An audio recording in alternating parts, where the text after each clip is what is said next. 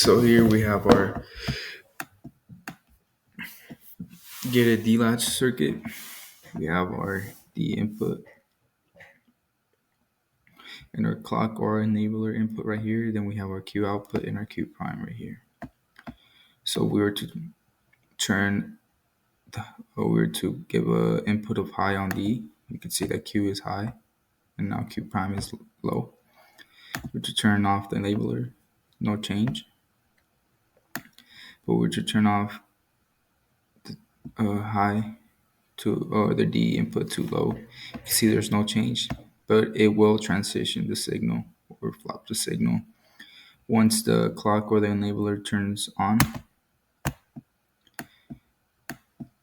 so if there's high, it will transition it again. It will take the signal that it reads from the D input when it's transitioning from high to low. So now that it's zero or it's low right here for the input of D, it will give you a low output for Q. But if it were to read high input, then it would be high output.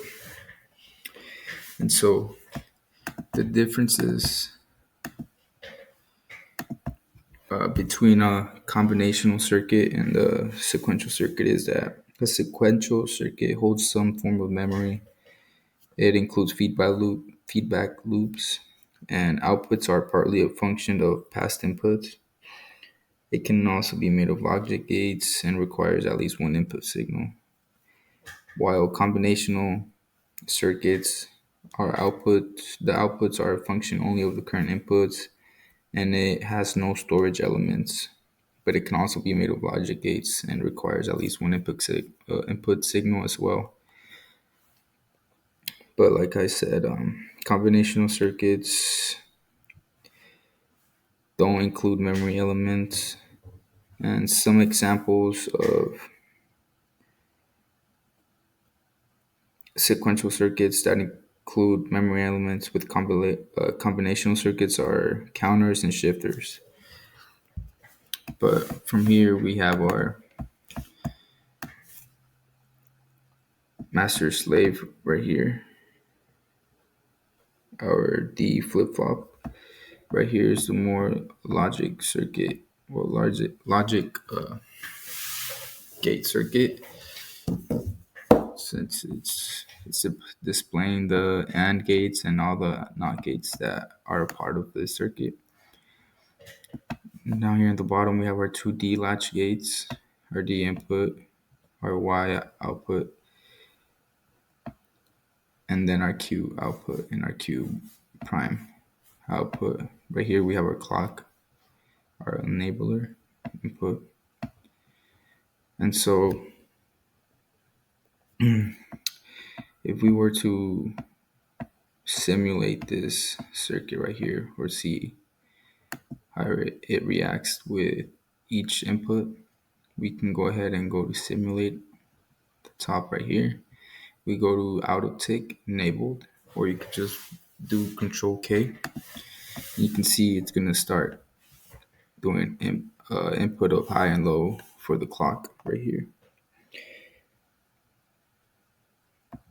And then you can see when D is high, it gives you high of Y and Q. And when it's transitioning again, it slowly goes all the way to Q prime. From Y, it will be low, then Q low, then it goes to Q prime. And this is a positive edge trigger circuit. So it's going to transition from low to high, while negative edge triggers is a high to low transition. So this means that while it's transitioning from low to high, it's going to read what the input, which is D right in this case, and that's what it's gonna read. That's the output signal that it's gonna give.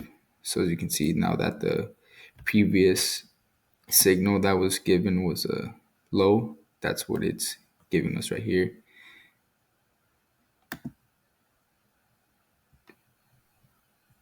and now it's giving us a 1 right here.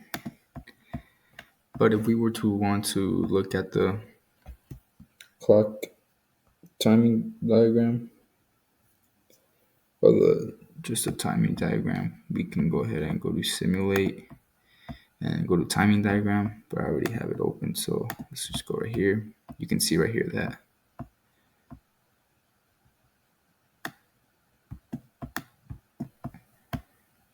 it's reading it, but we go here and adjust the time scale to 0.2. Now you can see the clock and the rest of it. So if we were to mess around and go ahead and put a high right here, you can see that now it's reading a high for each time that it's transitioning. Go low.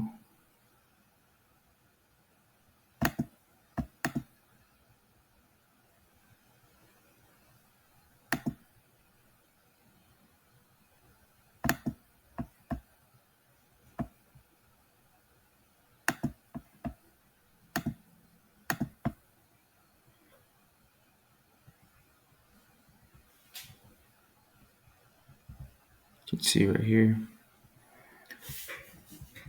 that every time it's going up too high, from low to high,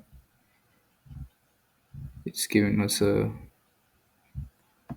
high output for D, Y, and Q. And every time it's low, the input is giving us a high every time it's low to high for the Q prime.